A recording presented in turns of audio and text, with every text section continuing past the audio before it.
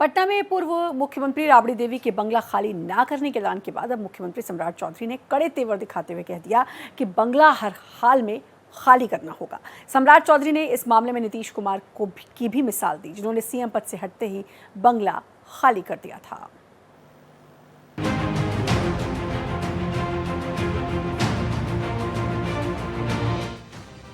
पटना में आरजेडी नेता और पूर्व मुख्यमंत्री राबड़ी देवी के बंगले को लेकर विवाद बढ़ता जा रहा है। राबड़ी देवी को भवन निर्माण विभाग ने बंगला खाली करने का नोटिस दे रखा है, लेकिन उन्होंने ऐलान कर दिया है कि वो ये बंगला खाली नहीं करने वाली। अब सीएम सम्राट चौधरी ने ऐलान किया है कि सरकारी बंगला किसी की बपौती नहीं होती। लेकिन आप ये बाहर में लिखवा दीजिए, ये लोक सेवक का आवास है, ये आम जनता के कल्याण के लिए सेवा करने का माध्यम है। यहाँ किसी का बपौती नहीं हो सकता। ये राजतंत्र थोड़े है कि आपको जो घर मिला उसी घर में रहेंगे।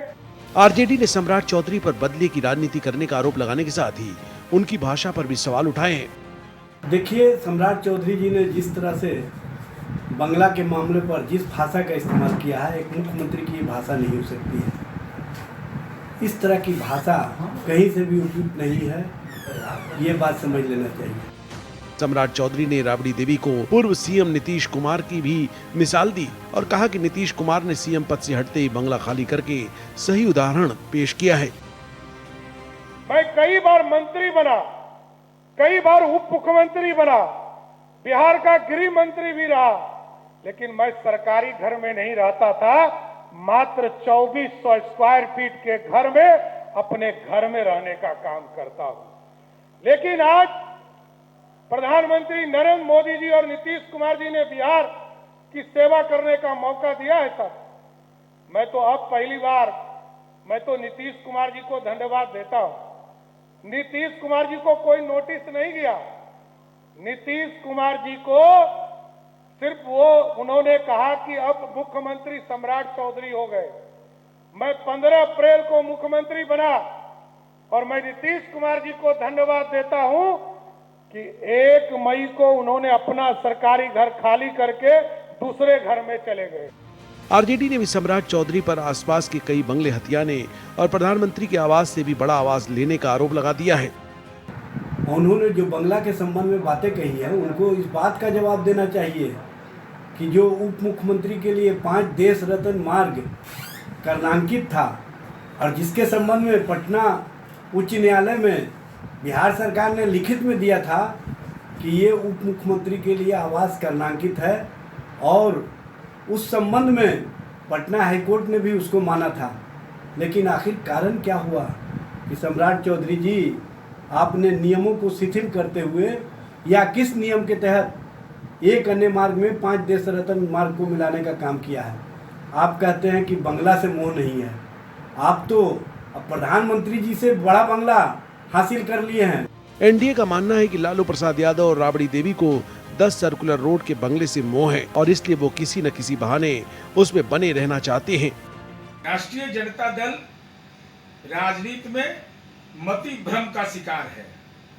पूर्व मुख्यमंत्री रहे हैं, इसके नाते मकान आवंटित कर दीजिए। इनका दिल दूसरे जगह लगता नहीं। बयानबाजी में आरजेडी भी पीछे नहीं है। आरजेडी ने एनडीए के तमाम ऐसे नेताओं के नाम गिना दिए जो पात्र न होने के बावजूद सरकारी बंगला लिए हुए हैं। संतोष सुमन जी के बारे में बताना चाहिए कि पति पत्नी के लिए अलग से आवास आवंटित किए गए हैं। आपको उपेंद्र कुशवाहा जी के संबंध में बताना चाहिए कि माता और पुत्र को अलग से आवास आवंटित किए गए हैं।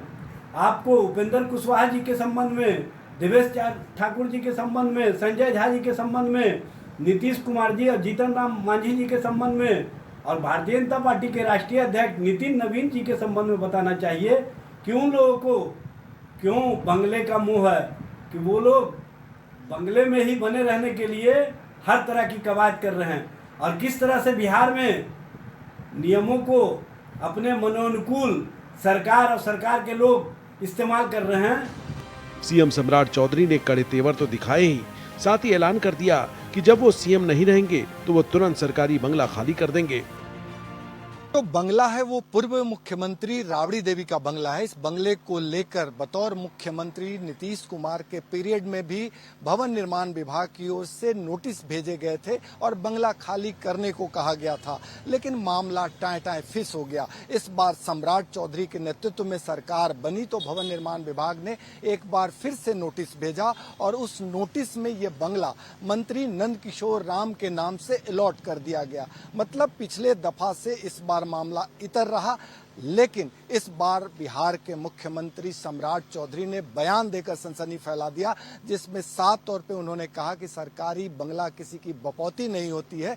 मतलब साफ है कि सरकार अब राबड़ी देवी का बंगला किसी भी कीमत पर खाली कराना चाहती है। हालांकि आरजेडी ने सीधे तौर पे आरोप लगाई है कि इस पूरे मामले में सरकार बायस्ड है और जानबूझकर राबड़ी लालू परिवार को परेशान करना चाहती है।